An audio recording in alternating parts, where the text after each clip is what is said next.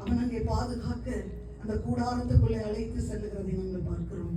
அதை அறிந்த அந்த தேசத்து ஜனங்கள் எல்லாம் கூடி வந்து அவர்களை விடுவிக்கும்படி கேட்கிற போது அங்கே லோத்து சொல்லுகிற காரியத்தை பாருங்க. பிரியமான தேவ பிள்ளைகளே, அவர்கள் என்னுடைய கூடாரத்துக்குள்ளே வந்திருக்கிறார்கள். என்னட்ட 2 ஸ்திரீகள், திருமணமாகாத என்னுடைய 2 பிள்ளைகள் இருக்கிறார்கள். நீங்க அவங்களுக்கு வேணுமெண்டா என்னவாவது பண்ணிக்கொள்ளுங்க. ஆனால் என்னுடைய கூடாரத்துக்குள்ள வந்த ஒருவரையும் நான் விட மாட்டேன். ஹல்லேலூயா.